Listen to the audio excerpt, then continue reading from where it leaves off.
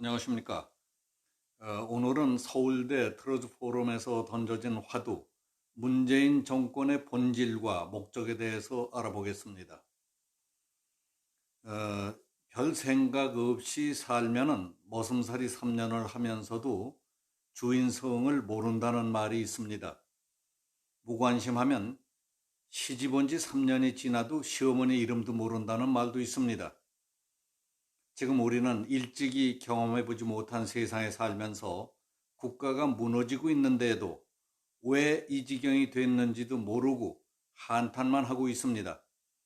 어렴풋이나마 그 문제에 대답을 얻을 수 있는 좋은 글이 있어서 소개하려고 합니다. 며칠 전 9월 21일 조국 교수의 파면을 촉구하는 제2차 트러즈 포럼 서울대 집회에서 종교학과 17학번 권영찬 군이 한 연설 내용이 아주 훌륭해서 공유하고자 합니다.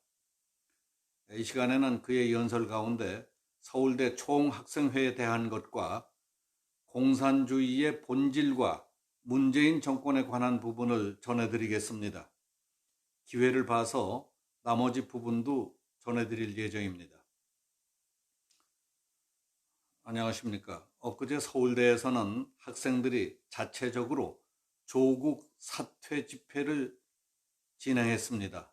총학생회가 조국과의 싸움을 포기했음에도 불구하고 우리 학생들이 이 싸움을 계속한 것이 자랑스럽습니다. 하늘이 무너져도 정의를 세워라 하는 외침과 함께 정의의 종을 타종한 것은 감동이었습니다. 조국이 사퇴하고 대한민국의 진정한 정의와 공의가 이루어지는 순간까지 우리는 이 싸움을 절대로 멈추지 말아야 할 겁니다. 먼저 서울대 총학생회에게 말합니다. 총학생회는 우리나라 정치인들을 비판할 자격이 없습니다. 당신들의 모습이 바로 비겁한 현 우리나라 정치인들의 모습이기 때문입니다. 우리나라 정치인들의 비리가 계속되는 이유가 뭔지 아십니까? 비리를 너무나 철저하게 저질러서 서로에게 들키지 않기 때문일까요? 아닙니다. 서로의 비리를 알고 있지만 각자의 이해관계가 얽혀 있기 때문에 적절한 선에서 서로 덮기 때문입니다. 조국 사퇴를 향한 투쟁을 그만두겠다고 총학이 내린 결정은 바로 우리나라 비겁한 정치판의 복사판입니다. 그리고 총학의 조국 사퇴 집회를 멈추게 만든 총학 내부의 집권 여당 끈앞들에게는 이 말만 하고 싶습니다. 당신들이 바로 조국의 과거요, 당신들의 미래가 조국입니다. 총학생회는 이런 조국과 같은 인물들을 총학에서 제외하고 다시 학생들의 신뢰를 회복해야 할 것입니다. 그리고 민중해방의 불꽃이라는 총학 구호부터 바꿉시다. 서울대학교가 북한이나 중국 학교입니까? 민중해방은 인민해방이라고 하면 너무 공산주의 티가 나니까 살짝 바꿔놓은 용어라는 것은 모두가 아는 사실 아닙니까? 총학생회가 운동권의 하수인 노릇을 한다는 비판으로부터 벗어나려면 구호부터 바꿔야 할 겁니다. 이제 본격적으로 조국과 문재인 정권에 대해서 말씀드리겠습니다. 조국이 국민을 가장 분노케 하고 있는 점이 무엇입니까? 그의 거짓말입니다. 상상을 초월하는 거짓말, 처음부터 끝까지 거짓말, 작정하고 내뱉는 거짓말, 그러면서도 일말의 양심의 가책이 없는 양심이 완전히 마비된 거짓말입니다.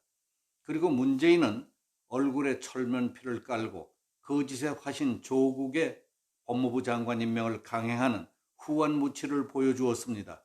문재인이 더욱 뻔뻔스러운 것은 그는 밖으로는 도덕과 정의를 부르짖는다는 점입니다. 그러면서도 실상은 거짓으로 완전히 점철되어 있다는 겁니다.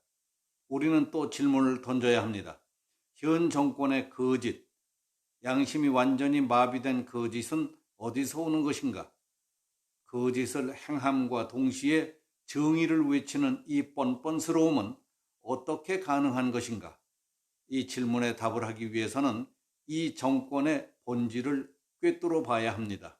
이 정권의 본질은 공산주의의 망령 아래 얽힌 종북, 친중 카르텔입니다. 공산주의자들의 유일한 정의는 무엇입니까? 그것은 바로 공산주의 혁명 실현입니다. 그리고 공산주의 혁명을 위해서는 모든 것이 용인됩니다. 이들에게는 국가보다 공산주의가 먼저입니다. 그러므로 이들에게 있어서 자유민주주의 국가 대한민국은 적이요, 공산주의 국가인 북한과 중국은 동지입니다. 이렇게 자신의 나라보다 이웃에 있는 적국들을 사랑하는 자들을 위한 용어가 있습니다. 매국노라고 하는 겁니다. 그렇습니다. 문재인 정권의 본질은 매국노 집단입니다. 그것도 가장 악질적인 공산주의 매국노 집단입니다. 공산주의자들이 매국노라는 것은 역사가 증명합니다. 당장 문재인 정권이 충견같이 따르는 중국 공산당만 봐도 그렇습니다. 중국 또한 20세기 초에 자유민주주의와 공산주의가 대립하는 과정을 겪었습니다. 국민당과 공산당 간에 전쟁이 있었습니다. 그러나 제2차 세계대전 당시 일본이 중국을 점령하려는 움직임을 보이자 공동의 적에 맞서기 위해서 국민당과 공산당이 일시적으로 국공합작을 했으며 2차 세계대전이 끝난 뒤에 다시 국민당과 공산당 간에 전쟁이 벌어져서 공산당이 승리했습니다. 이것이 흔히 사람들이 알고 있는 중국 역사입니다. 그러나 실상은 그게 아닙니다. 겉으로는 국정합작이었지만 실제로 일본과 맞서 싸운 것은 국민당이었습니다. 그렇다면 그때 중국 공산당은 무엇을 하고 있었을까요? 중국 공산당은 후방에서 국민당을 돕는 척하면서 실제로는 일본과 내통하고 있었습니다. 전쟁이 끝나고 일본이 중국 침략을 사죄하러 오자 마오쩌둥은 이렇게 대답했습니다. 일본군이 쳐들어오지 않았다면 공산주의 정권을 수립하지 못했을 것이라면서 오히려 일본에 감사하다. 이게 바로 공산주의입니다. 공산주의 혁명을 위해서는 적과 내통하는 것이 정의요, 동족을 배신하는 것이 정의라는 것입니다. 이 사례에서 알 수 있는 공산주의의 가장 중요한 특징이 무엇입니까? 바로 거짓과 속임수입니다. 매국입니다. 반역입니다.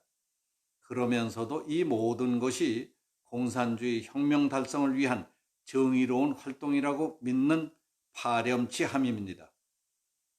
대한민국 국민은 문재인 정권이 거짓말쟁이라는 것을 이제서야 조금씩 깨닫고 있습니다.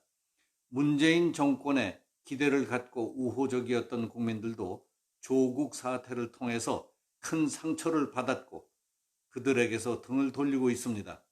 그러나 아직 많은 대한민국 국민들이 문재인 정권에게 상처를 받았지만 우리나라의 진보라고 불리는 이상에 대한 미련이 남아 있습니다. 진보를 추구하는 자들은 고고한 이상을 가지고 있지만 현실 정치에서는 부정부패와 결탁할 수밖에 없는 안타까움이 존재한다. 문재인 정권이 약속한 대로 도덕성을 갖추고 정의로운 나라의 실현을 기대했으나 그들의 실상은 조국 사태에서 드러나듯 너무나 비참하다.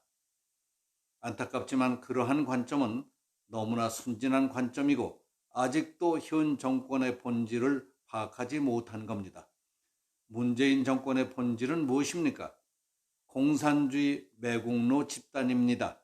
이들은 애초부터 도덕성이나 국민들이 생각하는 정의에는 아무런 관심이 없었습니다. 과거에도 없었고 지금도 없고 앞으로도 없을 겁니다. 이들의 유일한 목적은 정권 탈취요, 공산주의 혁명을 이룩하는 것이며 국민을 향한 이들의 모든 말은 철저히 기획된 거짓과 선전선동 외에는 아무것도 없습니다. 우리는 그 점을 명심해야 됩니다.